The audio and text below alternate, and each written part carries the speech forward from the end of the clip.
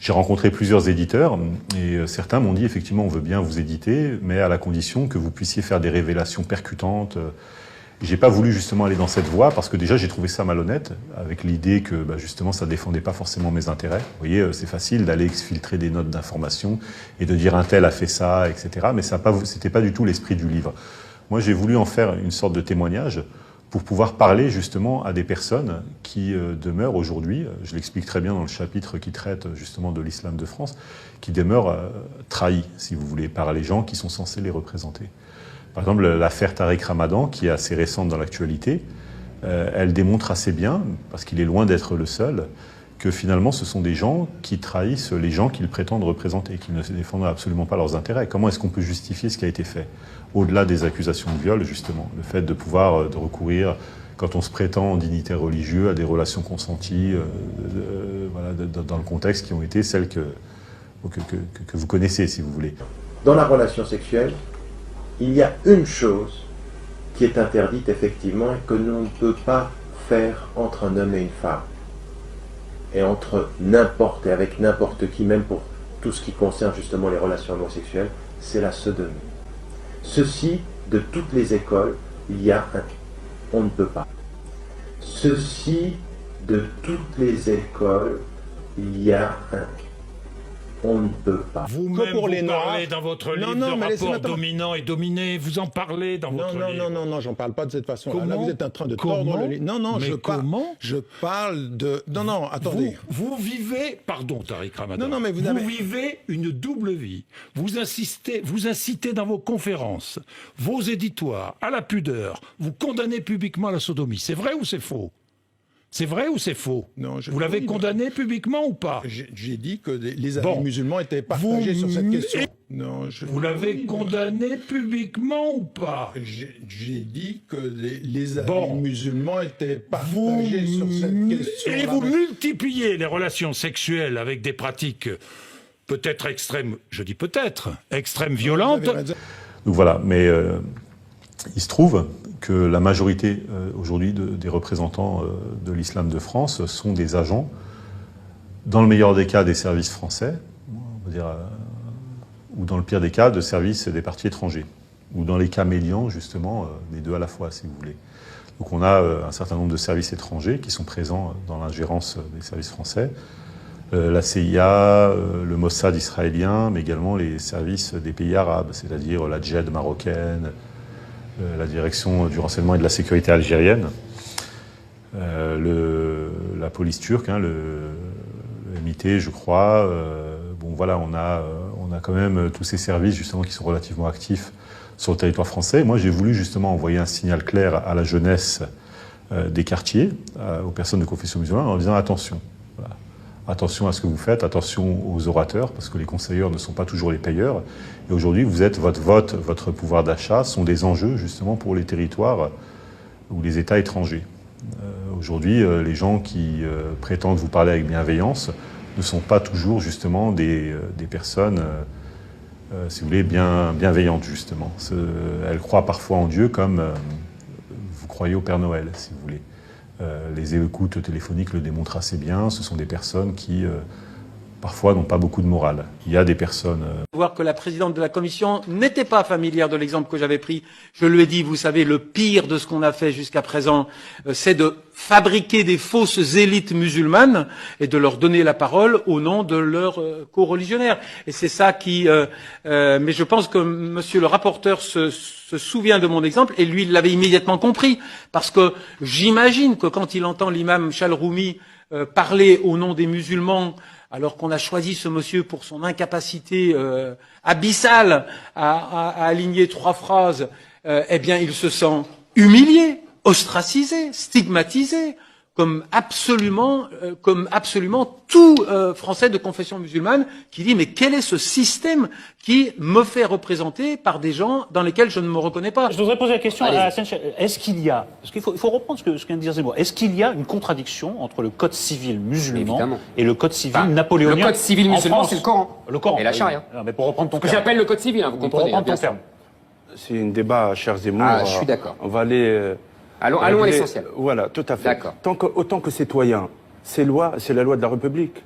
les codes civils, c'est le pardonnez-moi, on ne va pas regarder la minorité extrême, qu'ils n'acceptent pas nos lois. S'ils ne veulent pas, qu'ils aillent ailleurs, qu'ils vont chercher d'autres lois. Pardonnez-moi, je vous dis une chose. Oui, il y a des pratiques extrêmes. On comprend, non, c'est pas des pratiques extrêmes. Mais en même temps, pour moi, un islam, pardonnez-moi, c'est un quotidien, c'est un respect. C'est un respect, c'est des valeurs, c'est des valeurs de la famille qui existent dans le monothéisme, qui existent dans le chrétianisme, le judaïsme. Mais quand ça touche le code pénal, quand ça touche les codes civils, quand ça touche comme ça, c'est clair, c'est les lois de la République qui restent. Et je me suis dit, je comprends pourquoi il y a beaucoup de musulmans qui vous détestent, c'est pas seulement des extrémistes, parce qu'on a l'impression que vous voulez vous imposer comme représentant des musulmans par l'adoubement médiatique. Et ça, c'est insupportable. Mon problème, c'est la présence de Pujadas à vos côtés. C'est pas Pujadas qui va vous donner l'adoubement de représentation d'une communauté musulmane. Est-ce que vous êtes l'imam de service? Vous avez mélangé beaucoup de choses. Ah oui, mais moi, je suis, comme je vous l'ai dit tout à l'heure, je suis un journaliste politique. Je sais ce qu'est devenu la bataille politique. Les médias font la sélection des candidats politiques. Donc ils font la même chose avec réponse que là, on est dans le discours. Là. Alors. Non, mais c'est très bien. Social Goumi. Vous avez, je prends un exemple qui m'a frappé. C'était très médiatisé. Vous avez emmené une dizaine d'imams, vous me dites si je me trompe, au mémorial de Drancy. Oui. Il y avait Valls, si j'ai bien compris. Il y avait les gens du CRIF. Et ce voyage m'a frappé. D'abord, premièrement, par son hyper-médiatisation. J'ai bien compris, on veut montrer que vous œuvrez pour la réconciliation entre les musulmans et les juifs, etc. C'est bien ça. C'est très bien. Ouais. Sauf que, moi, je vais vous dire que ça m'a exaspéré, je vais vous expliquer pourquoi. Vous faites comme si le problème entre juifs et arabes, juifs et musulmans, était, qui n'est pas la même chose d'ailleurs, vous le dites très justement, était le problème de la Shoah. Mais c'est fou. C'est fou. La querelle entre les juifs et les musulmans, elle est double. Elle est d'abord géostratégique, politique, historique sur Israël. Et deuxièmement, elle est historique sur la façon dont les musulmans ont traité pendant 1000 ans les juifs en citoyens de troisième zone quand ils dominaient l'ère arabo-musulmane. C'est ça les deux sujets de controverse. Vous faites comme si la Shoah était un problème, mais ce n'est pas un problème. En plus, je finis simplement, M. Chalgoumi. Vous allez avec le CRIF et vous donnez l'impression d'être inféodé au CRIF. Alors, adoubement, ça ne l'a pas plu, inféodé, ça ne va pas lui plaire non plus. Vous donnez l'impression d'être inféodé au CRIF et d'être soumis aux représentants juifs de la politique israélienne. Oui, pardonnez-moi. Voilà. Non mais je vous en prie, moi Premièrement, désolé. Quelqu'un qui vient à Drancy pour passer au mémorial, c'est pas quand même une bêtise humaine. Respecter l'histoire, d'aller devant, marquer une présence comme quoi, vous savez, le régime iranien qui est en train de parler par rapport à l'histoire de la Shoah, personnellement, les imams qui viennent devant le mémorial, faire une petite prière ou une pensée à la présence du ministre de l'Intérieur ou d'autres personnels qui viennent ou qui le souhaitent, moi je trouve c'est très fort, parce que la reconnaissance de l'histoire, c'est pas l'histoire des Juifs, c'est notre histoire, et deuxièmement, très importante, quand on parle de la Shoah, on se... C'est pas votre histoire. Sorry. Notre histoire. Non, pardonnez-moi, excusez-moi. Je vous rappelle que l'imam de Jérusalem était allié des Allemands et qu'il était favorable à l'histoire de la Seconde Guerre mondiale. Alors on se calme avec notre histoire. Non, je compare pas. Vous voyez c'est une histoire sérieuse. Des actions des imams qui viennent devant le mémorial, pour vous, c'est une action... c'est pas le problème. Mais on n'a pas dit le problème, pardonnez-moi. C'est pas le sujet. On a dit une pensée. En savoir plus sur qui est Hassan Chalgoumi. Mais sur Israël-Palestine, c'est tout le discours, pour le coup, d'Hassan Chalgoumi que de dire les banlieues françaises ne sont pas le miroir du conflit israélo-palestinien. Donc quand il dit quelque chose sur les rapports entre juifs et musulmans, il parle d'abord de ce conflit israélo-palestinien. Il dit ne jouons pas, nous, aux Israéliens et aux Palestiniens, quand on est voisins, parce qu'on est juifs et arabes, on est d'abord des Français. Donc il dit pas c'est la Shoah le principal problème, il dit bien c'est l'importation du conflit israélo-palestinien dans nos banlieues à tort. Zemmour a pris des chemins de travers sur cette histoire d'islam de France, là, au fil de votre enquête. Qu'est-ce que vous en avez retenu? Pourquoi cette difficulté? Parce que c'est un serpent de mer, on en parle depuis des années. Mais parce qu'au départ, les musulmans qui sont venus en France, qui étaient des étrangers, devaient repartir. Donc la République a en quelque sorte sous-traité la question de l'islam au pays d'origine de ces personnes. Ensuite, ils sont restés en France, ils ont fait des enfants. Aujourd'hui, les musulmans, dans leur majorité, sont français. Mais on a continué sur ce vieux schéma de sous-traiter en quelque sorte l'islam au pays d'origine, sans compter que ces pays-là, ça fait leur affaire, parce que c'est un instrument d'influence. Donc c'est à nous, à un moment donné, la France, de réagir. Mais est-ce qu'il n'y a pas aussi un problème de fond qui est que, et là on revient au Coran, que l'islam ne connaît pas les nations, qu'elle ne connaît que l'Oumma, la communauté mondiale des croyants, qui est supérieure aux nations, et que donc ça pose... une question qui est posée dans le livre. Absolument. Dans le livre. Mais oui, je sais bien. Je parlais de Watan, pardonnez-moi. Ouais, mais tous les téléspectateurs ne vont pas lire le livre. 14e siècle, comme chez le christianisme, chez le judaïsme, moi je trouve que c'est très important qu'on parle de Watan. Le Watan, c'est la patrie, la République. En Tunisie, il y a l'Omma, mais aussi ce sont des Tunisiens à Watan. En Algérie, ce sont des Algériens. Il dit, moi je suis un Algérien, et en même temps je suis un musulman et tout ça. La même chose, je suis français, et en même temps, peut-être de confession musulmane ou d'autres. Je trouve cette nation, il faut le donner. Quand vous êtes extérieur à l'islam, vous êtes un peu plus à l'abri. Il y a cette obsession dans cet islam intégriste de la trahison des musulmans. Donc c'est la grande insulte, c'est vous trahissez l'islam. C'est justement parce qu'il n'y a pas un seul islam, évidemment, que c'est à nous d'aider ceux qui portent l'islam qui est compatible avec la République. Que c'est à nous d'aider ceux qui portent l'islam qui est compatible avec la République. Donc on a déjà là qu'on peut toucher du doigt et qui coûte pas cher un dysfonctionnement des mécanismes de représentation des musulmans. Nous ne souhaitons, alors déjà le Rumi, il y a le modèle analphabète et il y a le modèle savant.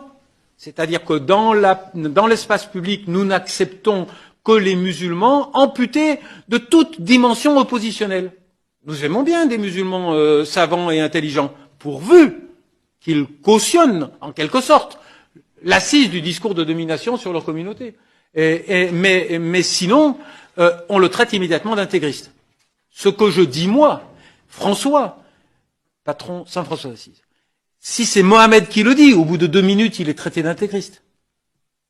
Mais de l'extérieur, on a le droit de dire, cessez de jouer avec les mécanismes de représentation des musulmans de ce pays, vous allez déjà desserrer, vous allez ouvrir la cocotte minute, la soupape.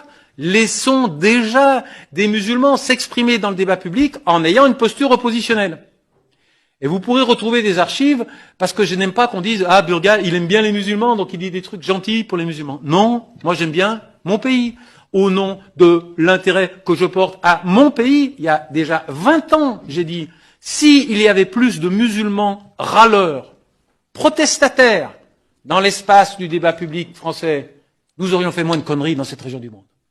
Nos politiques étrangères auraient été plus fonctionnelles. Si nous avions plus de voix musulmanes, entre guillemets, mais protestataires, pas émasculées, pas de la tribu des bénis oui-oui, analphabètes ou savants. Hein. Un arabe pour vendre des TGV, ça peut être bien.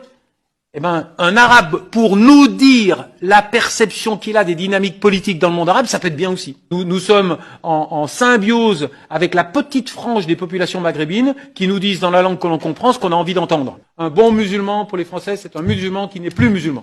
Un bon musulman pour les Français, c'est un musulman qui n'est plus musulman. Nous sommes aujourd'hui dans une période où il y a 5 ou 6 millions de musulmans en France. Nous aurons un jour 3 millions de juifs en Europe, 50 millions de musulmans en Europe. Que faire face à cela? Et d'abord, je crois qu'il est de notre responsabilité d'aider à concevoir, dans la conception française, un rapport à l'islam qui soit différent. À la fois parce que ça va nous aider en France, et parce que ça nous donnera un rôle pour aider à concevoir le rapport entre Israéliens et Palestiniens. Il nous importe, il est fondamental pour la survie d'Israël que les Palestiniens et les Israéliens s'entendent bien. Il est fondamental pour que cette paix ait lieu là-bas, qu'elle ait lieu ici. Et je pense qu'il est une des très grandes responsabilités de la communauté juive et des Juifs de France de faire en sorte de jouer un rôle dans l'intégration des communautés musulmanes. La communauté juive a bénéficié à la fin du XIXe siècle, et même dès le début du XIXe siècle, du fait qu'elle avait une bourgeoisie qui a pu prendre immédiatement en main cette intégration en créant des écoles, des associations, des organisations de travail qui ont pu organiser une sorte d'autogestion de l'intégration sociale. Il n'y a pas de bourgeoisie musulmane. Il est donc très important d'aider à la créer, de faire en sorte qu'elle se crée et de créer les conditions que le dialogue judéo-musulman aide à son renforcement. Ça veut dire qu'il importe à la communauté juive de jouer un rôle. En Angleterre, par exemple, la bourgeoisie juive finance des imams. En Angleterre, par exemple, la bourgeoisie juive finance des imams pour éviter que des imams trop radicaux viennent d'ailleurs. Pour ma part, je consacre une part importante de mes efforts à aider au financement des petites entreprises créées par les gamins musulmans des banlieues. Et je pense que c'est une activité fondamentale pour créer des conditions du bien vivre en France pour les juifs. C'est quand la dernière fois que tu as mangé avec Jacques Attali? Donc ça y est, on passe. Ah oui, c'est les rumeurs en même temps, c'est ça? Là, je sais pas, là, je vois des photos circuler avec Jacques Attali, qui en plus ont été pris dans les studios de Beurre FM. Moi, j'étais là ce jour-là, donc effectivement, je me rappelle très bien de ce moment-là. Bah, je suis désolé de te décevoir. J'ai jamais mangé avec lui. Mais si l'occasion m'était donnée, je serais ravi de manger avec lui. Et j'irais même plus loin. S'il m'inviterait à manger kasher, je mangerais kasher, parce que le musulman, il peut manger la viande des gens du livre. Pas émasculé, pas de la tribu des bénis oui-oui, analphabètes ou savants. Hein. Il dit clairement qu'il est bon de financer des projets de jeunes entrepreneurs musulmans. Il dit que si on veut faire la paix en Israël, il faut d'abord commencer par la faire ici. Donc, voilà, après, on peut toujours être complotiste et dire qu'il fait ça, qu'il dit ça exprès, mais moi, de ce que j'ai vu de lui, de ce que j'ai lu de lui, d'un point de vue des relations avec les musulmans, c'est pas quelqu'un qui est dans la haine des musulmans. C'est pas quelqu'un qui est dans la haine des musulmans. Pas émasculé, pas de la tribu des bénis oui-oui, analphabètes ou savants. Hein. Nous n'avons pas de parti politique. On n'a pas de parti politique du tout. On fait pas de politique. On fait pas de politique. Pas émasculé, pas de la tribu des bénis oui-oui, analphabètes ou savants. Hein. Nous, on est là pour l'organisation. Notre point fort, Bénéla, il s'inscrit dans le fait de restructurer, réorganiser l'existant, le professionnaliser, lui donner une forme professionnelle. Il faut faire avec, je sais pas, 8 millions de musulmans en France. Où on dit, c'est une question de principe, il n'y a pas de musulmans en France, il n'y a que des Français et on ne s'occupe pas de leur religion. Et là, on est dans l'idéologie, souvent l'idéologie de gauche. Ou alors, on est dans la réalité. Et c'est souvent, hélas, la droite qui a le souci de la réalité. Et on se dit, on fait quoi avec ce qui existe actuellement ? Il n'est pas question de renvoyer des musulmans chez eux. Chez eux, c'est ici. Donc ça n'a aucun sens. Donc il faut composer avec des gens dont la religion est l'islam. Donc il faut les aider, les aimer d'une certaine manière, c'est-à-dire leur montrer que la République est désirable, que la République a failli assez souvent, mais qu'on peut refabriquer un contrat social avec une nouvelle République. Il y a un contrat social à passer sur des bases qui sont des bases républicaines. Donc un certain nombre de sourates sont condamnables dans le Coran. Condamnez-les avec nous. Un certain nombre de sourates sont condamnables dans le Coran. Condamnez-les avec nous. Et puis un certain nombre d'autres sourates sont susceptibles de permettre la construction d'un véritable islam compatible avec la République. Alors dites-le, faites-le savoir et travaillons ensemble. La bourgeoisie juive finance des imams. Hassan El-Ouari, vous vous êtes déclaré favorable à la création d'un État islamique? Non, pas du tout. Comment non? J'ai jamais dit ça. Comment non? Non? Prêche qui date de septembre dernier? Bien évidemment, j'ai parlé de... D'un État islamique régi par la charia? J'ai parlé... Le problème que aujourd'hui, malheureusement, certains de vos collègues, ils sortent mes propos de leur contexte. Oui, moi, j'ai parlé... Enfin, vous l'avez dit. Oui. Non. J'ai parlé de quoi? Pas émasculé, pas de la tribu des bénis oui-oui, analphabètes ou savants. Hein. Donc là, vous ne demandez pas la création d'un État islamique. Bien évidemment. Surtout, on parle ici en France. Oui. Je suis un Français. Je suis quelqu'un qui respecte la loi de France et quelqu'un qui veille. La loi de la République. La loi de Dieu. Est-ce que la loi de la République passe avant la loi de Dieu? Pour moi, la loi de la République, et c'est surtout sur la France. La France, je rejoins. Je vous pose la question. Oui, je rejoins mon confrère Bajrafil qui dit que la France pratique les principes de notre religion plus qu'un pays arabo-musulman. Je pose la question, est-ce que la loi de la République passe avant la loi religieuse? Bien évidemment, quand la loi de la République garantit toujours à cet humain de vivre en liberté, garantit toujours à cet humain la liberté du culte. Pas émasculé, pas de la tribu des bénis oui-oui, analphabètes ou savants. Hein. Avec Jean-Louis Masson, sénateur de la Moselle, nous avons proposé ce serment de fidélité des imams à la France et à la République. Inspiré du serment de fidélité du clergé en 1790 à la nation, inspiré des questions qu'avait posées Napoléon aux rabbins. Il est temps d'exiger des imams le respect de nos valeurs fondamentales. Chaque imam, puisque la religion musulmane n'est pas organisée de manière pyramidale, chaque imam devra signer et respecter cette charte en 6 points. Cette charte qui oblige à enfin acter que les lois de la République, que les valeurs de notre Constitution sont supérieures à toute prédication. Que les lois de la République, que les valeurs de notre Constitution sont supérieures à toute prédication. Il est temps de séparer le bon grain de l'ivraie. Il est temps d'agir aux racines du mal qui inspirent les terroristes. Et il veut multiplier par 2 le nombre de mosquées. Il y en a déjà 2200 ou 2800 en réalité. Il en réclame en France 2 fois plus. C'est votre demande. C'est vrai qu'elles sont insuffisantes?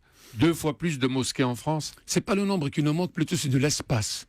Les 2200 mosquées, c'est souvent des salles de prière pour moins de 100 personnes.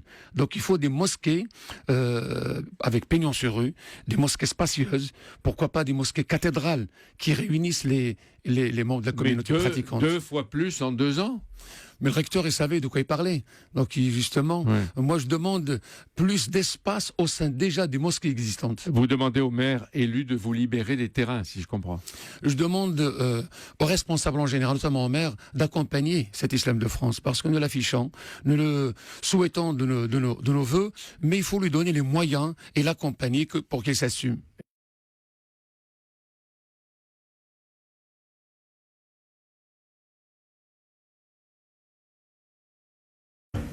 La bourgeoisie juive finance des imams. Et souvent la réalité. C'est notre interprétation. Oui, d'accord. Voilà, donc nous avons notre propre djihad. Moi, j'ai dit à Averroès, au lycée que j'ai l'honneur de présider, notre djihad, c'est réussir à l'école. Oui. Disons à nos enfants, réussissez votre école, insérez-vous. Mais ceux qui partent décapités, ils disent aussi qu'ils... Pas émasculés, pas de la tribu des béni oui-oui, analphabètes ou savants. Ils sont des djihadistes. Ammar Lasfar, vous répétez que la pratique de l'islam, je vous cite, doit s'adapter à la réalité de la société, non le contraire. Sortons de la langue de bois ou du convenu. Sortons. Je repose le problème, parce que c'est pas être religieux musulman, mais être Dieu avant d'être français. Par exemple, vous dites vous-même, je vous cite, nous aimons Dieu, nous aimons le prophète, mais nous aimons aussi la République française. Pourquoi mais aussi? J'ai pas dit mais aussi, hein. Ouais. Ah bon, on m'a suivi comme ça. Oui. J'ai dit nous aimons Dieu, son prophète et notre société. Oui. Pas émasculés, pas de la tribu des béni oui-oui, analphabètes ou savants.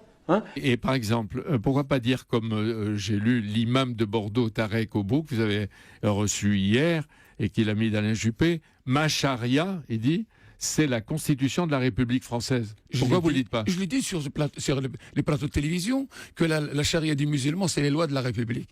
Ouais. Ce qu'ils respectent et ce qu'ils appliquent, c'est les lois de la République, c'est pas la charia. Même si moi je dis souvent, il faut séparer la laïcité. Vive la laïcité, nous sommes des laïcs et des musulmans. Bonne conclusion, merci Jean-Pierre Elkabbach. Vous receviez ce matin Ammar Lasfar, le président de l'Union des organisations islamiques de France, à l'occasion de ce grand rassemblement annuel du Bourget.